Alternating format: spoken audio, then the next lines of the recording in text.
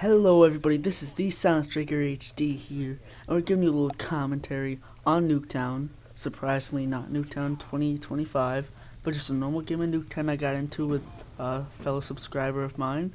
Really cool guy. He said, yo, add me, and I'm like, sure, and he was actually pretty fun to play with.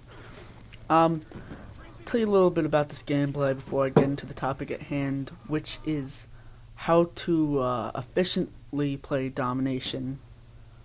I guess on every map, but I'm going to be using Nuketown for example, of course, as it is in the gameplay. These were against a bunch of Spanish-speaking people who had about 44 days played. They totally whipped us the first game, but I came back, we all came back, and we beat them hardcore, making them rage quit. So the first thing I want to talk about is your class setup, as that is the most important. What do you want to use? How do you want to use it? Getting the kills, defending the flags. That is all that really matters here. I'm going to show you my two favorite personal classes, I guess. You don't have to follow them exactly, but as you can see on the top right screen right now, your primary, even though I don't have it on my M27, I definitely recommend a silencer. I like to stay hidden when I use my guns so they don't see me. I have two classes. The one on the left, if you didn't see it, go pause the video. The one on the left, it's a more defensive class. I recommend, if you're going to be capping flags, that you definitely need flak jacket, tac mask, and fast hand, so you can throw that stuff down fast. Also, I recommend just putting on a bouncing Betty or a grenade and a trophy system, just so those grenades don't blow you up while you're sitting on B. The class on the right, it was just an M27. It was more of an offensive class, rush the spawn. We'll talk about rushing the spawn soon.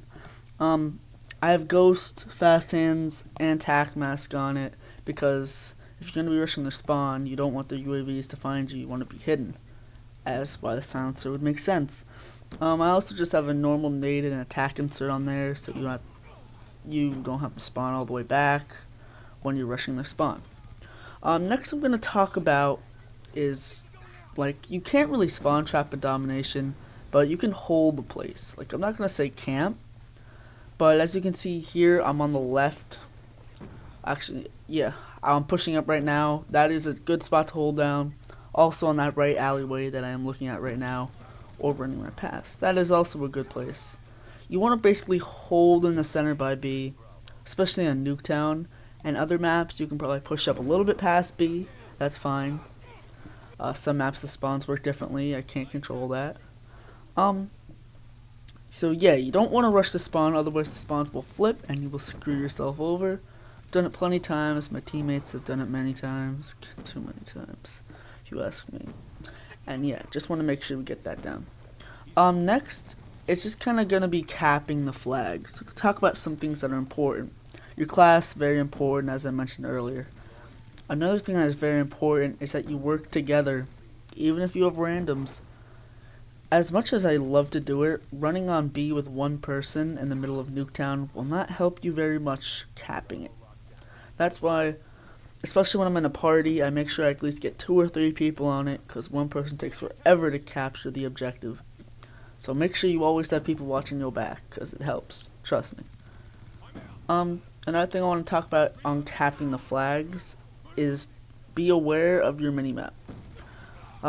My teams and parties like to run UAVs and orbital VSATs specifically, so we can know where the team is at.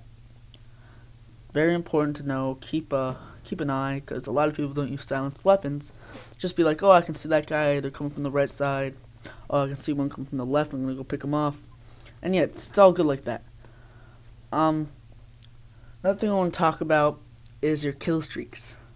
I recommend VSAT always, and if you can't get those high kill streaks, I definitely recommend using UAV or counter UAV.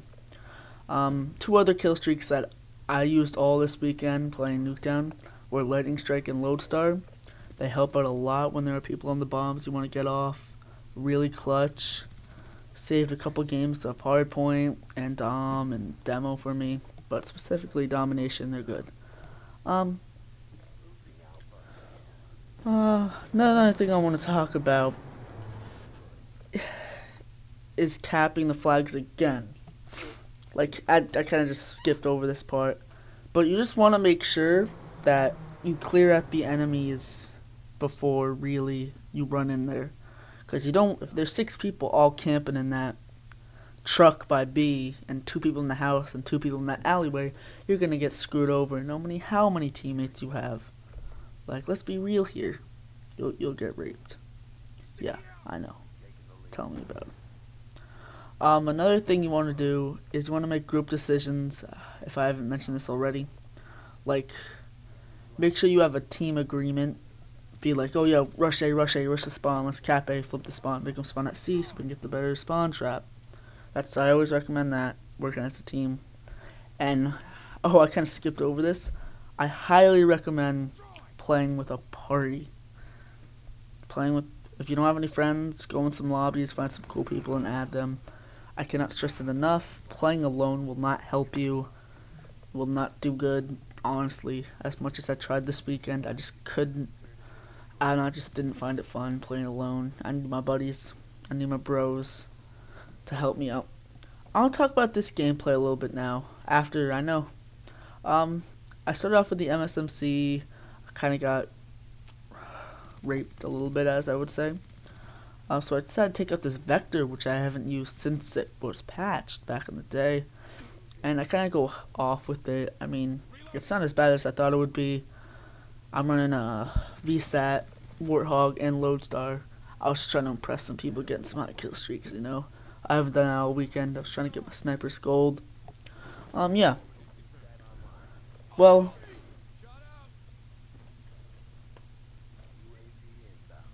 sorry, technical difficulties. Apologize.